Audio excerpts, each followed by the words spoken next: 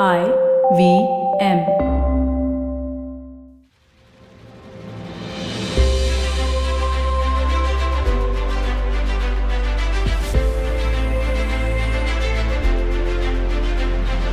Welcome to another episode of This Round is on Me.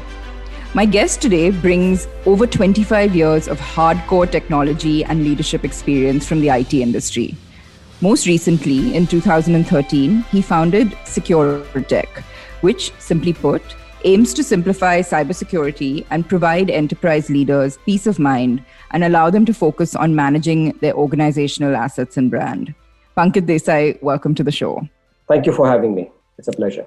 So, Pankit, we're in uncharted territory ourselves with millions of people who, normally work at an office or other kind of business location, now being forced to stay home and work online, right? So everything has shifted online, and it's the same for our kids whose schools and colleges are, throwing up virtual classrooms, etc.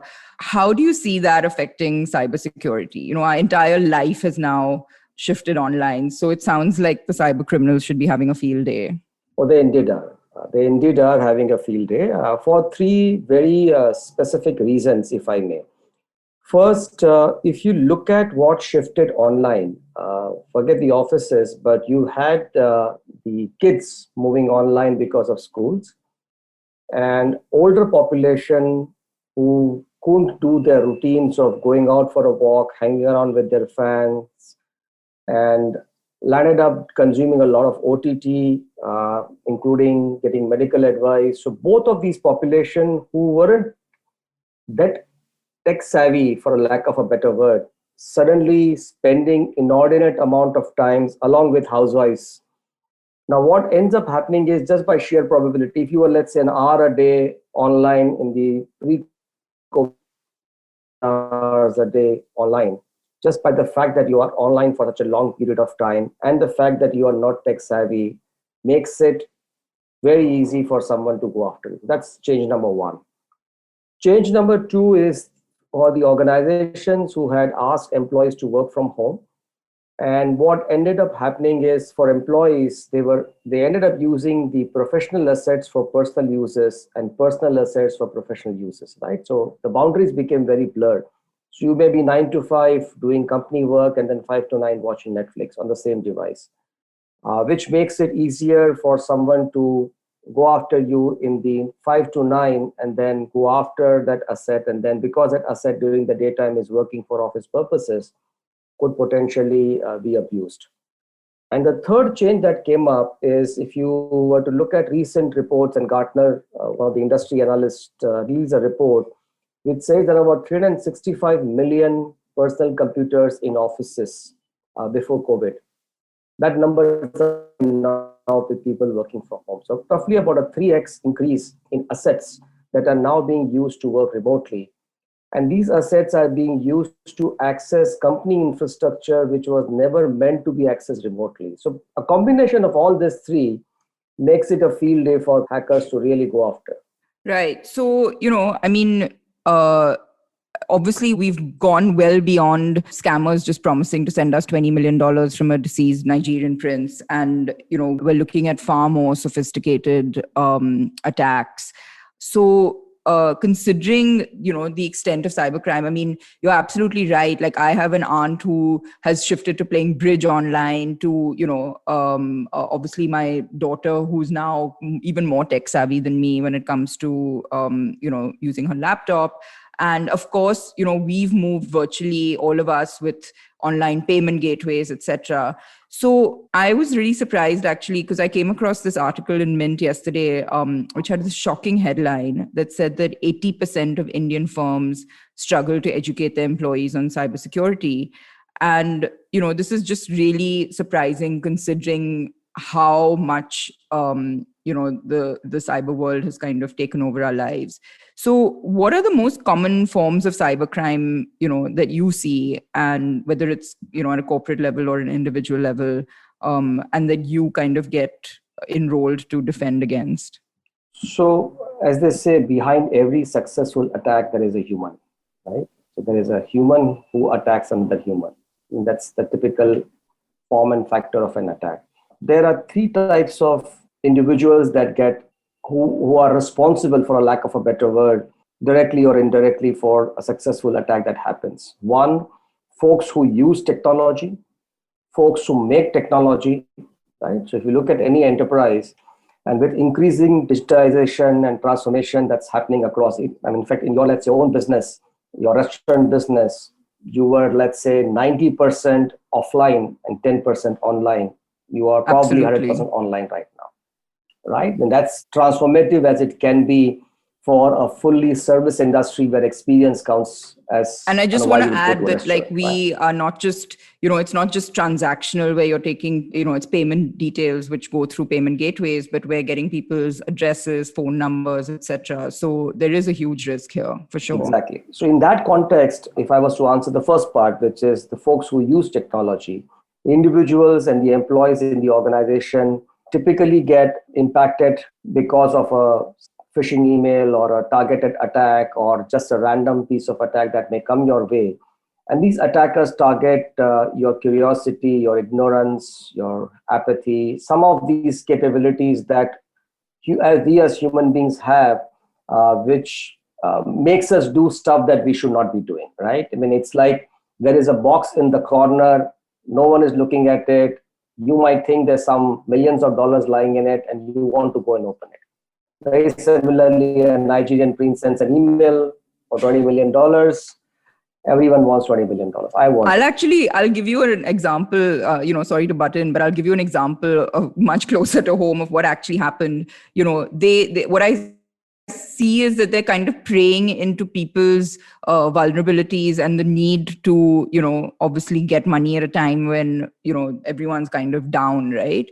And we had someone, and this is very specific to our delivery business, we had somebody reach out, respond to, our marketing promotions for all our sort of food brands and say that, I'm from the army and I would like to order, 10 kilos of biryani for whatever and this, that. And, was offering to make the payment through, one of these online, I think Paytm or something, and made a payment and then just said, okay, now you just pay back this much.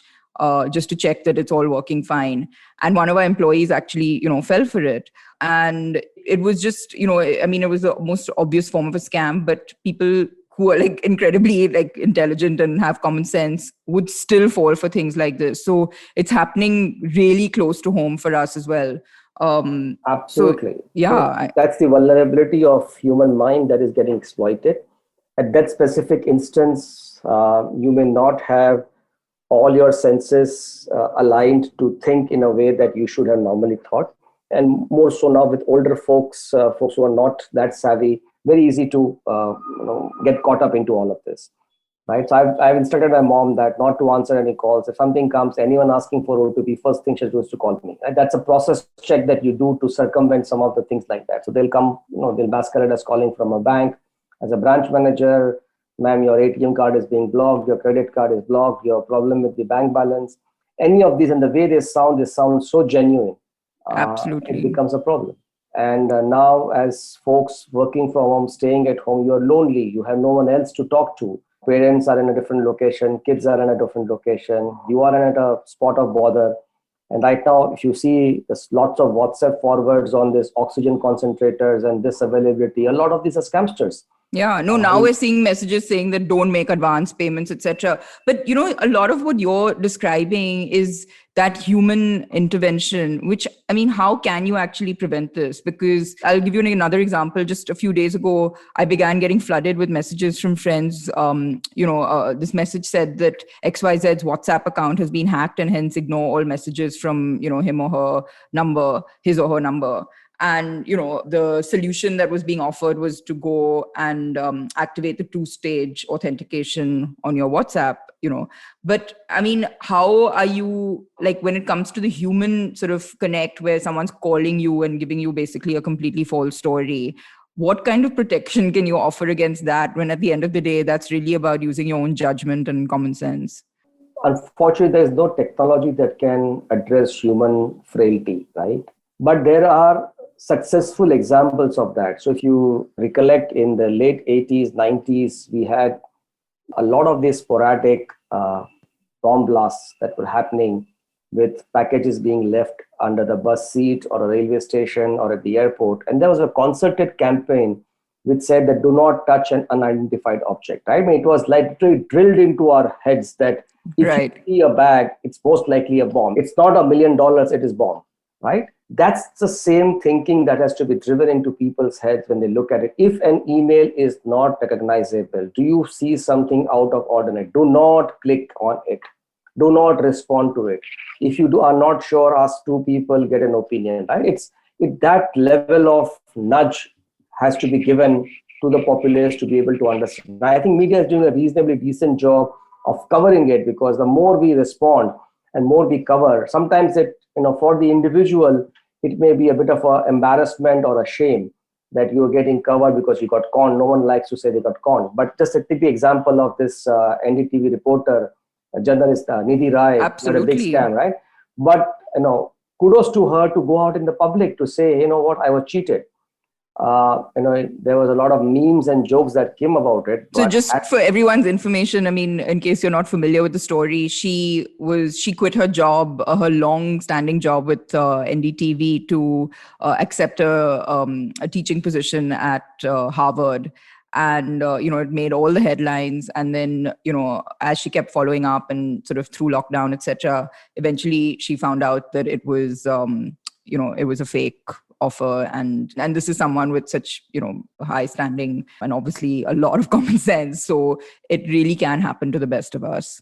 Yeah, it does. Okay. So, this is obviously a very real everyday issue. But can I ask sort of how you can differentiate between cybercrime and privacy breaches, right? So we've also been hearing a lot about, and again, I'm seeing this on, our WhatsApp chats, saying that for people wanting to move to other platforms like Signal and Telegram, etc., saying that, this WhatsApp's not safe anymore.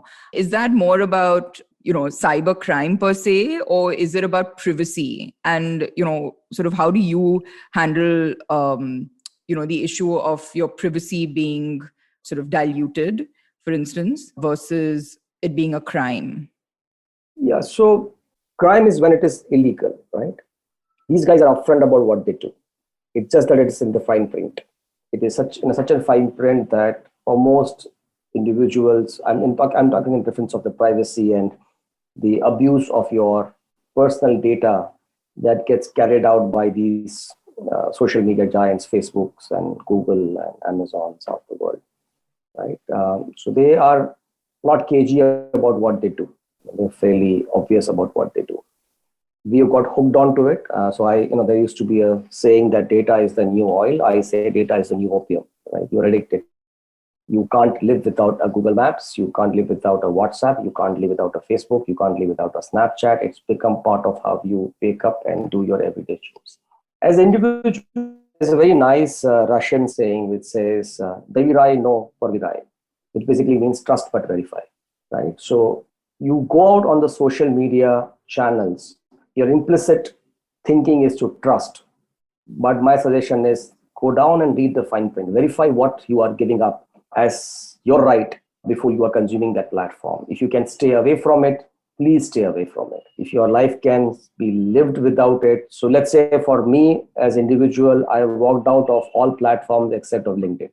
Except which, sorry? LinkedIn. Okay. Yeah, so I'm not there on Facebook, no Snapchat, no Twitter, nothing. I mean, that was my personal choice. Not that everyone needs to make that choice. But I felt uncomfortable with the amount of privacy that was getting compromised. But having said that, I still have Google Maps on my phone, that I don't have a choice because that's the only way I can get from point A to point B. So I am in turn sacrificing something. But that's a call that you make. So that's a privacy part. Let's be practical. I mean, firstly, I've never read the fine print. It's not something that I'll always sort of, when you download something, you're doing it because you're in a rush to kind of access it. You just go accept, whatever, tick all the boxes, agree to everything. So, practically where apps like this are being widely used by everyone, you're just, your immediate thinking is that, well, look, everyone's using it. Why should I kind of be any different or lose out on it, right? So it must be all right. And what can you tell people sort of practically to, are we saying that in essence that you should give up a lot of these apps if you don't need to? And are we talking about kind of going back to the old ways? Because let's face it, I mean, a lot of this technology has brought so much more convenience to our lives. I mean, I'm able to sit in Ali-Bagh today and run my, business because of email and the cloud and WhatsApp, etc. So, I mean, how practical is it, in terms of what you're saying of being able to kind of come off some of these apps? See, the point is not that you got to come off. Point is that you need to be aware. It's like smoking, right? It's not that, you should not smoke. If you want to smoke, please smoke. But that better be a big warning which says that if you smoke, there's a good chance you're going to get cancer. You still want to smoke, it's your choice. You want to drink, it's your choice. If you want to have marijuana, your choice, right? It's like that. The problem that we have is that we do not understand what is being given up, right? So to the degree that you understand the fact that you are consuming a free service, which means you are the product that is being sold and being harvested, so long as you understand that and you do it, fine. I mean, it's the fact that in most cases you do not even know the price that is being paid by you. So an average person like me is thinking, what on earth would they want from me, right? Like, okay, they want to take, I'm chatting about a certain product and they want to push those ads out to me, fine. But what from my, how does this data mining actually happen? Like, what is the kind of information that could potentially be used from my day-to-day conversations that could be detrimental to me? We don't know how it is being used by whom, right? So the biggest thing that a social media, and there's a great movie on Netflix called A Social Dilemma. Please watch it if you get a chance, to the audience. But there's a great line that someone says, I forget who says it, but it's a great line that someone says in the movie that the biggest product that is being marketed by the social media giants is not the fact that they can tell you what you need to have. It is to nudge you to change your opinion to what they want to sell. Right. So let's say, more so right now with fake news and this whole political messaging that goes around, you start off in a corner with a certain point of view. And based on your overall profile and behavior of which sites you go to, who do you talk to, who your friends are, what you buy, what you consume, you are profiled as someone who could potentially be nudged into a different corner. With then targeted conversations that can happen around, or the feeds that you will see, to get you to change your behavior. How does this whole negative sentiment get built out, right? The studies shows that negative news consumption hooks you onto the channel much longer than positive news, right? That's the fact of life. That's what happens. And the more you stay on the channel, it's better off for the social media companies, because that's more ad that goes that way, right? So it is not the fact that you may end up buying 2 extra pairs of shoes, which may sound innocuous, but it's the sundry thing that happens around it. The manipulation. That becomes a problem, right? So we don't know where the data is landing up to. There is again I forget which one it is, but there is another great story about this Cambridge Analytica of how they used to change the elections in West Indies, in Trinidad and Tobago. Yeah. Right? So how they manipulated the younger audience to not go, one set to not go and vote and one set to go and vote, and the minority population ended up winning the election, right? So it is there we start seeing the power of these guys that goes beyond just consumption of stuff. Right. I mean, one thing is that I guess to some extent, businesses are using this to their advantage as well, right? It's like we're looking at it from an individual's perspective. But, for example, I have a firm that's enlisted to do performance marketing, which is essentially a very targeted type of marketing for our product. So, you kind of, I guess that it's a matter of, where do you draw that line of using data to influence someone and it becoming sort of harmful, I guess, is the issue. So, that's definitely a gray area and, definitely something interesting. But this article that I referred to earlier that I was reading, it reported this finding that, a staggering 56% of Indian organizations were not running up-to-date cybersecurity protection at the time of the most significant attack they suffered in the past year. And that cybersecurity budgets, tend to remain stagnant. It's not a priority. And I think the main reasons that were that this was attributed to were firstly that organizations don't feel it'll ever happen to them, and secondly that even if it does, there's nothing they can do to stop it. So moving from sort of individuals to businesses, what is the top sort of cyber threat that a business owner faces today? Say someone who's potentially like either a small business owner like us or even the larger organizations. So there is a statement attributed to, I think, Robert Mueller, the former FBI director, which says that there are only two types of companies in the world, one that have been attacked and one that don't know that they have been attacked, right? So you exist in the internet world, you are in a connected environment, very less likelihood that you have not seen an attack. Now that attack may not have been successful for whatever reasons. You were just plain lucky. Whatever little you invested in security at that point of time held, or the attack happened, as in the case might have been, and you didn't even know, because a lot of attacks were never supposed to be identified, right? So there are only 2 or 3 types of attacks that actually you may end up coming to know fairly quickly. One, if it is a financial fraud attack, because in that case they will encrypt your environment and they will shut it down, so you have no choice. Or it's a denial of service where they basically break down your environment and you are not able to function. Any other type of an attack would either run for a few weeks, few months, and more often than not, their interest is not to let you know. More often than not, that these attacks are in the realm of data theft, right? So I don't know if you followed the news recently, but there was an attack on the Iranian nuclear facility just about 2-3 weeks back, attributed to Israel. And they basically took out the power plant, the electrical system, to bring it down. This is the second time it has happened. They had done one in, I think, late 90s, early 2000, where they had basically blown the centrifuges, right? But the attack would have been few months. Now, because you blew the centrifuges, you were supposed to know. But if it is data theft, you were not supposed to know, right? So that's one scenario. And you are right, as far as enterprise is concerned, because of this issue and because they have not seen the first type of an attack, they believe that nothing is going to happen to me, or I'm too small, I'm in too remote corner. I'll give you an example. We started working with cooperative banks in the state of Maharashtra.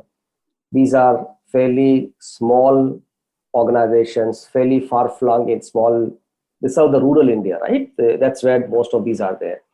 And I remember doing a pilot project with them in a small 3-branch organization. I myself did not know that this cooperative bank existed, right? So I live here for the last 10 years, but I did not know that they existed. And we started monitoring their environment. And within about 24 hours, we saw some traffic emanating from their environment to North Korea, right? I mean, so I didn't know them, but North Korea knew about them. And I'm pretty sure in an internet world, not difficult to identify that someone is interested in going after you. The second issue that comes up is that for most CXOs, mostly the CEOs and CEOs, this is a world of 3-letter acronyms. So they just don't understand what security means, right? And unfortunately, the technology audience or the technical folks in the organization do not speak the business lingo well enough to be able to communicate to the CXOs what it means in terms of the technology that they're buying, implementing. And the third is you will have to, so when you talk to CXOs and they ask for ROI, it's like going and taking a life insurance and saying, give me an ROI. The ROI happens the day you die. That's the only day the ROI can be measured. Anything in between, the ROI is useless. So security is more an insurance play, and you have to think of it as a cost or a backstop element versus a business enabler element. I mean, there are elements of business enablement, but they are small and on the sidebar conversation. There always will be the below the line element. It's a cost element. And you do it just like you protect other risks. You look at product risk, market risk, people risk, supply risk. You will also have to look at cyber risk. And as you would budget for the other risks, so let's say if you're worried about human risk, you will have a second person, you will cross-train. You that time don't ask the question, why am I spending money in training another person when I already have this person? Because you understand what it means if this person was to leave. So you are spending that cost. It's a below the line item. Just think of it in that context. But, is it any different for small businesses versus larger companies? I mean, of course, larger companies have more data, more sort of to protect. But like, say a business like ours, which is, a restaurant or a delivery brand, are you saying that basically the risk is for everyone, size is sort of irrelevant, and you need to have a minimum amount of security in place to tackle this? Yeah, so there is an element of statistics which I'll give, and there's an element of reality. So there's a survey done by Verizon last year, I think. 43% of all attacks were in small and medium enterprises. That's a statistics element of it. But leave that aside. If I'm an attacker, if I have to go after an HDFC bank or a Indian Oil, it's going to take me a lot of time, effort, money to crack them. Because they would have invested a lot in security. They've got the best technology, the best people looking after them. But I'm going after a small cooperative bank. I'm going after a small restaurant chain. My entry barriers are very limited, right? So if you were to look at in your parlance, there is dal roti and then there is malai. My dal roti can come from going after these small guys because each of them can still pay me $10,000, right? And the day I hit a jackpot of going after a large bank, I'll get my millions, but I still have to run my operation. And there will be millions of people with this dal roti environment versus 5 large banks, right? So if you just look at by the sheer probability that in the ASN network in Mumbai, calling me up with ransomware attacks, and these are small companies, 5 crores, 3 crores, 10 crores, not very big. So the attacks are random. Attacks are fairly pervasive. And if you haven't been, then you're just sheer lucky, or as I said, it's already happened and you never knew about it. Pankit, I'm going to pick your brain about a real, any recent real life scenario example and how the business was affected. But we're going to take a quick break. Sure. And we'll be back to pick your brains a bit more. Sure. Hello, everybody. Welcome to another great week on the IVM Podcast Network. If you're not following us on social media, please do. We're IVM Podcasts on Twitter, Facebook, and Instagram. I'd like to thank the sponsors on the network this week, Cred, thewholetruthfoods.com, and Seat Tires. We really do appreciate the support. So the last year's been tough for all of us, and the second wave of COVID really hit us badly. To help those affected by the pandemic in India, the podcasting community has come together under the Pod for Change banner to raise funds through an exclusive NGO partner, Give India. Join IVM and Pod for Change as we look to make a positive impact in the life of those affected by COVID-19. You can go to tinyurl.com/podforchangeindia, and remember, somebody could really use the help. And now back to the promo. On the Simplified podcast, the gang explains the oxygen crisis happening in the country and tells us the various measures being taken to tackle it. On States of Anarchy, Hamsani Hariran talks about how the geopolitical relationships shaped COVID response and the world order. As Indians, we're all familiar with acid reflux or heartburn, given the spicy food we consume. On The Habit Coach, Ashton has some simple solutions to counter that. Vatsama Moria explores the iconic neighborhood of Dadar and tells us its connection to outer space in Postcards from Nowhere. It was Dangle time on The Fighting Goat, as hosts Somesh and Arjun were joined by unbeaten MMA fighter and Commonwealth gold medalist Ritu Fogart. The traveling professor Siddharth Deshmukh shares examples of various innovations that came up during the COVID times and helped us deal with the situation. And with that, let us get you back to your show. So, Pankit, could you walk us through any recent real-life scenario and how the business was affected? So I'll tell you, it's a fairly public story, so I can hazard a guess to tell you that this is a company called as Technibon Spa. It's an Italian company, but the attack happened on the back. It's very well covered. You can just search it up on the net also. So apparently the Indian CEO gets an email from the chairman of the Italian company saying that there is a special project that they want the Indian entity and the CEO to drive personally. And he would like to create a small team. And the special project was to go and acquire an entity in Asia Pacific. And that entity was to be rolled up under the Indian entity. Right? The email comes, and obviously the chairman says, needless to say, this is going to be very confidential, so keep it to yourself. It has to be in a small audience, and we are a public listed company. These news can't get out. So the CEO says, fine. And then they form a small group, and then they start having conversations. On the group, they have conference calls and a bunch of things that keep happening. About a couple of months later, things are looking good, and they said, okay, we now have to have a law firm, and that needs to be onboarded because they will be doing the due diligence of the company that we are looking to acquire. So the lawyers come on call, there are contracts and documents exchanged. And then the request comes from the chairman saying that now we have to pay the law firm. And because this is going from India, why don't you issue a check or basically transfer the money to the law firm? And lo and behold, the CEO transfers the money. I think it's 17.5 crores or something like that. It's 17.5 crores roughly. I think maybe give or take some amount here and there, but that's the amount he transfers. And then all things goes quiet. And then for a few days, nothing happens. This guy is thinking, maybe they are kind of getting information, starts sending notes, no response comes. And then he doubts something. So he basically puts in a call to his boss in Italy and comes up saying that, what acquisition, what company? There's nothing like this. Period of about 3-4 months, this operation was run, was a complete scam, right? So now you look at it from a series of things which could have potentially, as if I was a CEO, or let's say from a hacker's perspective, how they manipulated and then what we could have done differently. So there is a great Malcolm Gladwell book which talks about hierarchical distance, right? So there's a word for it, I forget. But basically it says that there is a distance or hesitation that comes up when we have a hierarchy. And some cultures have a very strong hierarchical boundaries and some don't.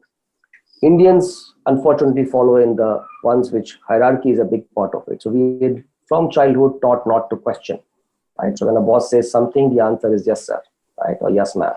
There's also hierarchy of color, right? One thing that the whole British colonization ensured that the belief that stays in the Indian's mind that whites are superior to us. So we will never question a white, right? So if I'm an attacker, that's the thing that they played onto the CEO's mind. So A was the chairman of the company is talking to me. He has chosen me among so many others to lead this project, right? So that just pumps me up into a different aura altogether. I am superior among the rest of my brown brethren.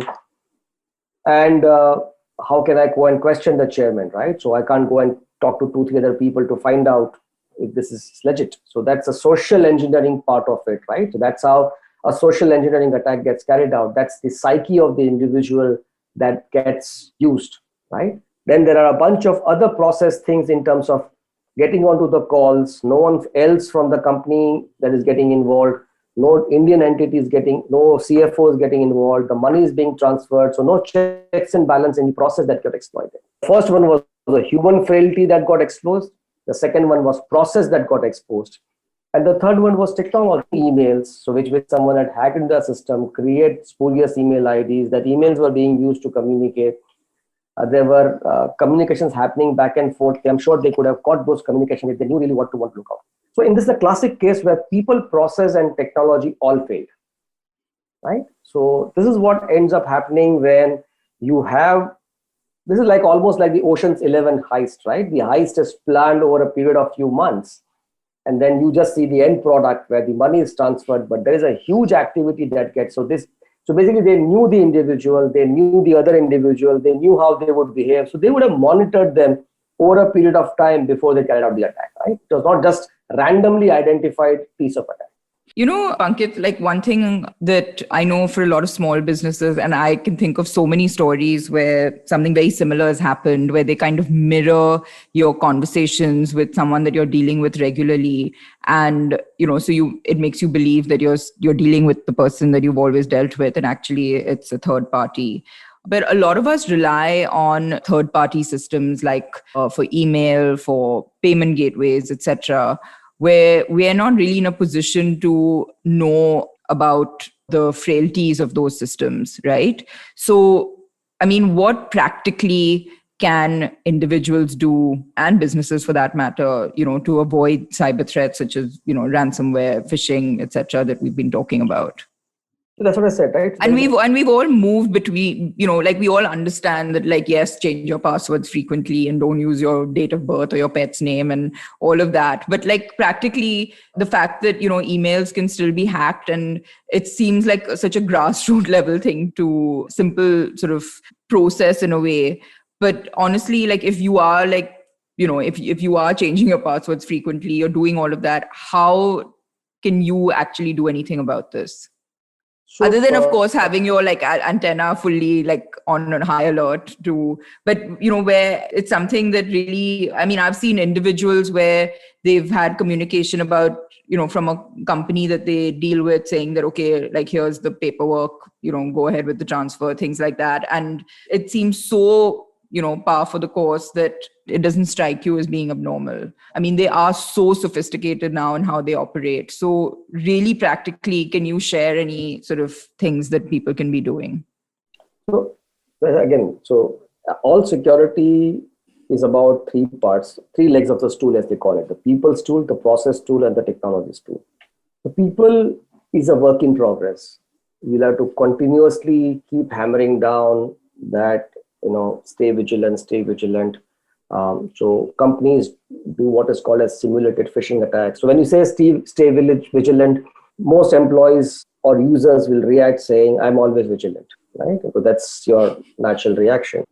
So there are tools available that can help you simulate a phishing attack. So you will basically engage an agency, they will come and simulate an attack, and you will solicit response from your company's users or even your customers or extended supply chain. You collect information, and that becomes a good way to go back and say, by the way, 25% of our people clicked on the link that we should not have clicked it.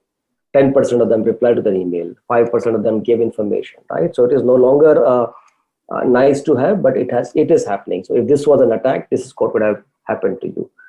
Repeat offenders, you take them aside, you help them understand the impact of their action. So that is one part of, and it's an ongoing thing. So just because you did it once doesn't mean that they're going to be aware the second time. So it's just the repeat hammering on your head. Just like we tell our kids, don't talk to strangers. Don't talk to strangers. I mean, period, right? I mean, that's so. Don't take anything from a stranger. They give a chocolate, don't consume it, right? End of story. I mean, you'll keep hammering them till it becomes like, moment you utter the first word and say, yes, mama, I'm not going to take a chocolate from the stranger. That's it. Then it's got it.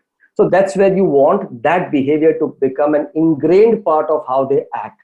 So it has to become second nature. So when that situation arises, your second nature becomes your first nature, right? And it's a work in progress.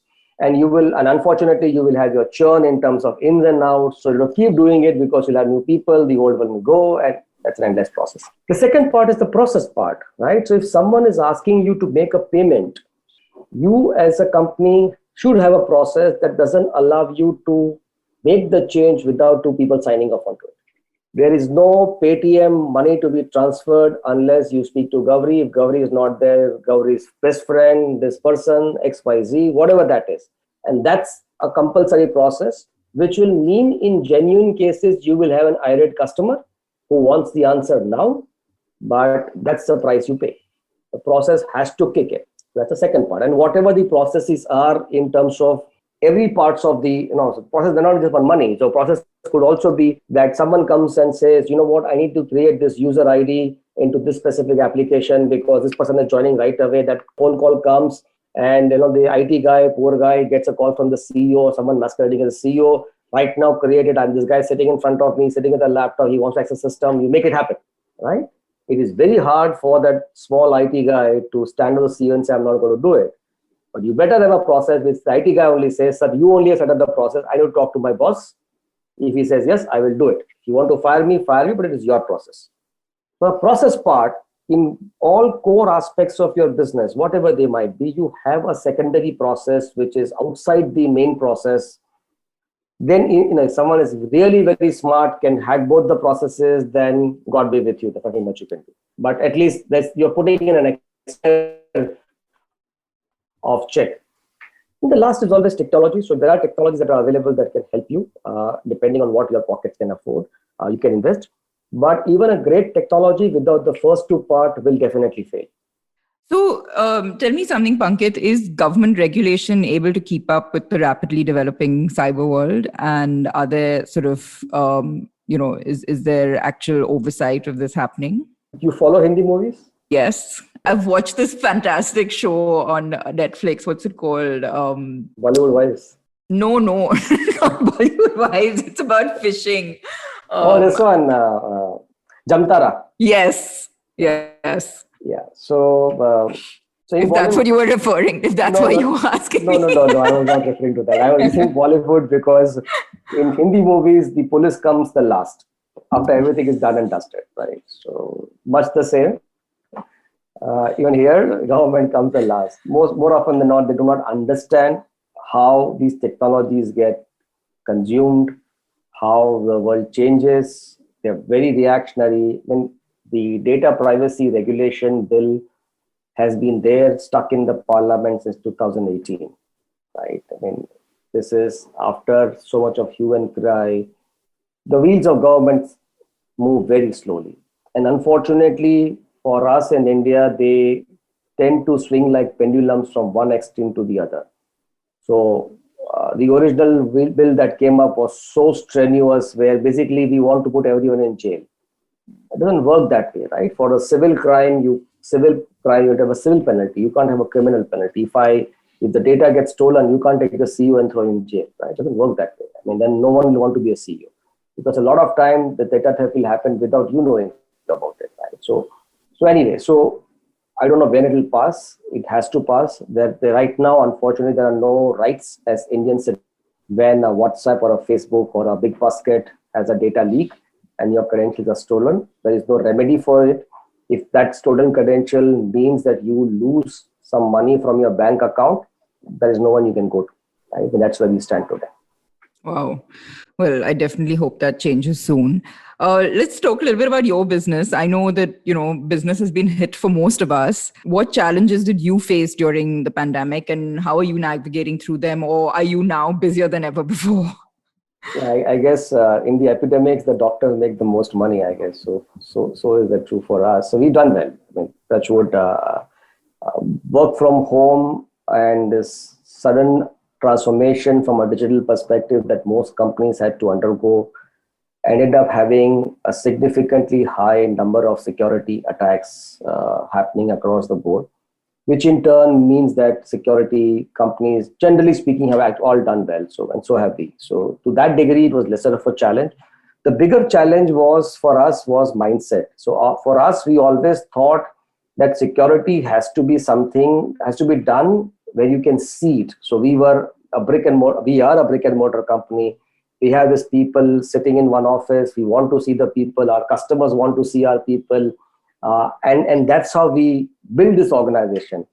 Like everyone else, we also were forced to do this work from home. So how do you transform your organization to do work from home, where the core construct that you're working is on security, and security in terms of someone else's sensitive data, sensitive information now being used or accessed from someone's home, which may not have adequate privacy, better systems, technology may not be there, stable, right? So for us, it was that transformation that was a bigger issue versus the business. So business touchwood has been good, but that is a big learning. And fortunately for us, because we have a US operation also, and US shutdown happened about 3 weeks before India. So we kind of got the inkling last year, same time, that this is going to come our way. So we had about 3-4 weeks to prepare for this work from home. So to that degree, we were kind of okay. So we are not caught with our pants down, but we were otherwise have had a good year.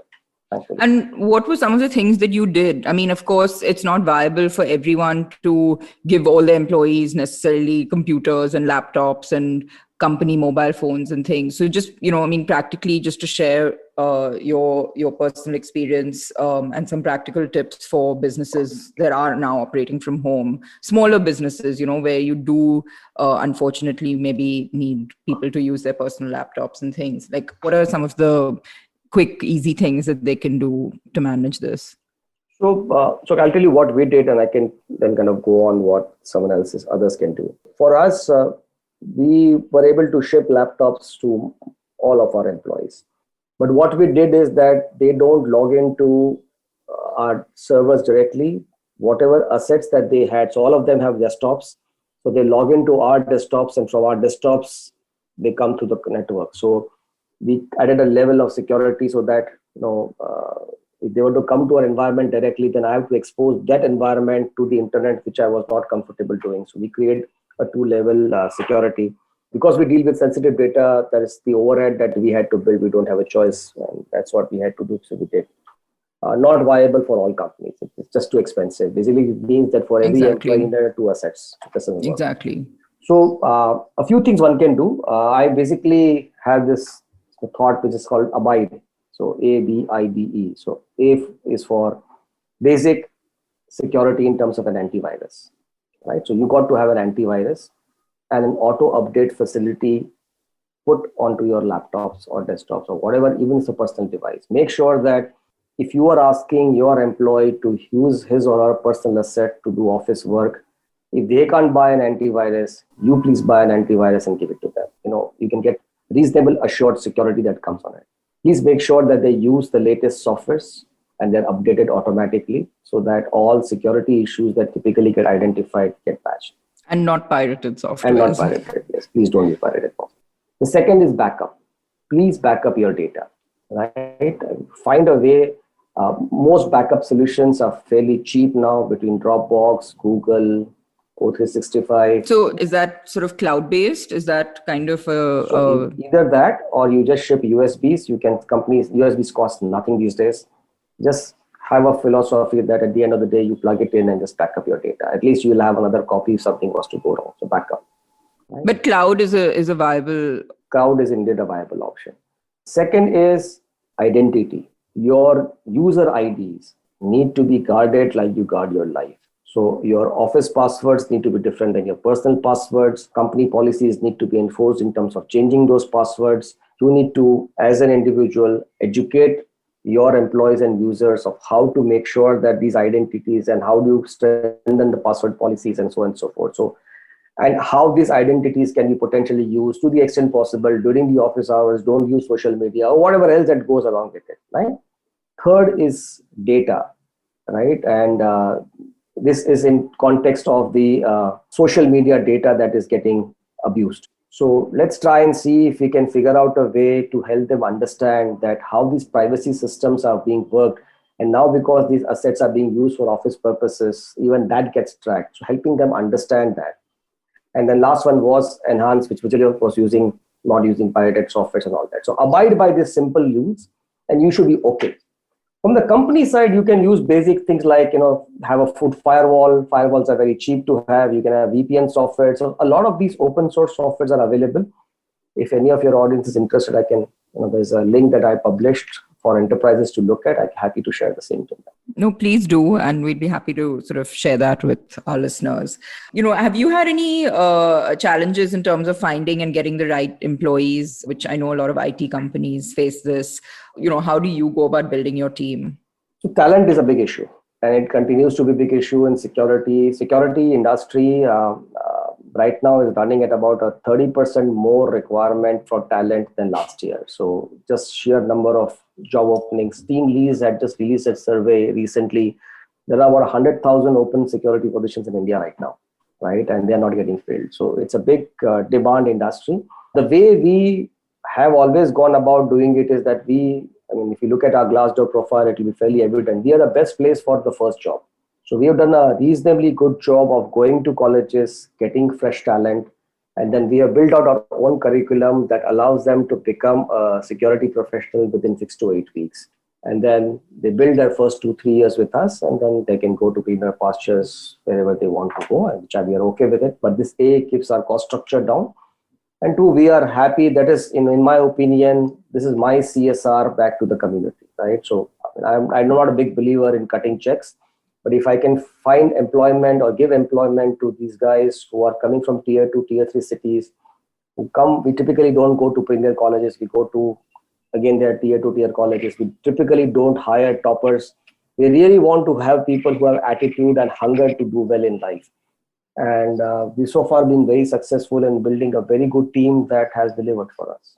That's amazing. That's a very new approach, and that's incredible. That's a great way of going about it. What is your business mantra for aspiring cybersecurity entrepreneurs?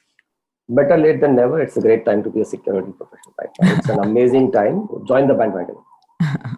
Pankit, we're going to take a quick break before we have our final rapid fire round. See you after the break. Sure. Do you know Tamil? Tamil puriyuma? Do your children enjoy great stories that inculcate good values? Hi, I am Ravishankar Balachandran and I host the Storytime Tamil podcast. I am excited to share a short story with great moral values every day.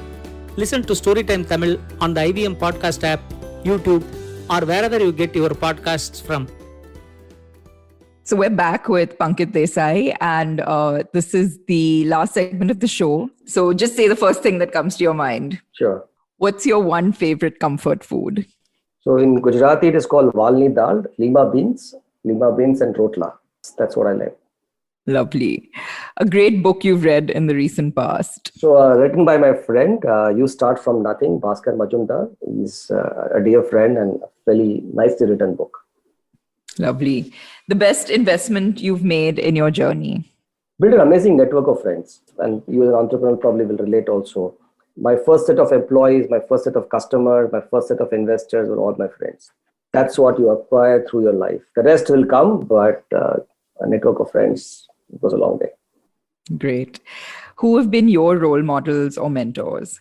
I've always said I've been very lucky to have some of the best bosses in my corporate life. I mean, I've never had a bad boss.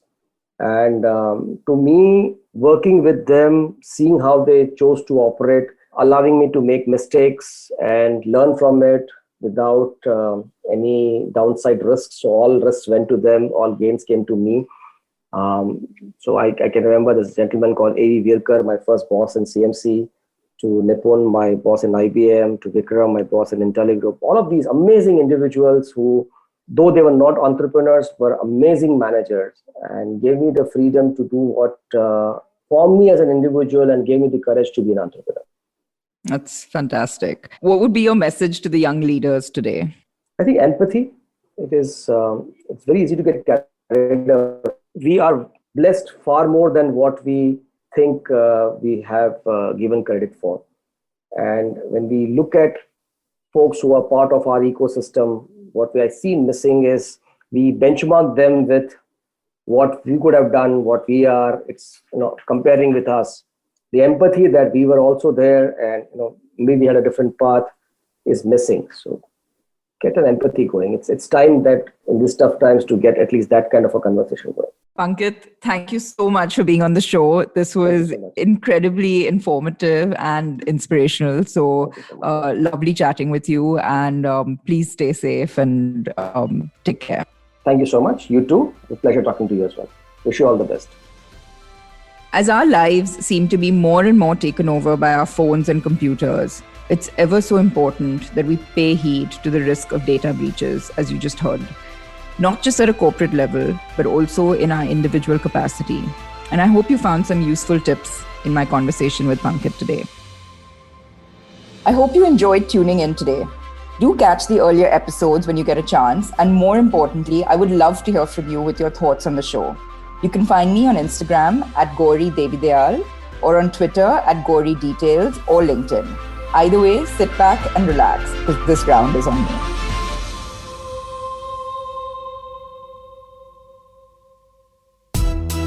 Hi, I'm Zarina Poonawala, host of the Empowering Series podcast on the IVM network. I happen to be a peak performance coach and leadership coach by profession, and I'm here to share with you productivity tools, life-altering techniques, and real-life hacks to help you achieve your maximum potential in everything you do, your relationships, professions, careers. So tune in every Monday to unleash your inner power. Be safe, be well, be empowered. पेश खिदमत है आपकी शान में हमारे अंजुमन से. Hi, I am Sadaf. And I'm Arshit. खाने का इतिहास, economics, policy, psychology, सब है मेन्यू पे. Only on the Nankari podcast every Wednesday. सिर्फ IVM Podcast app या वेबसाइट पर या फिर जहां से भी आप अपने पॉडकास्ट सुनते हो.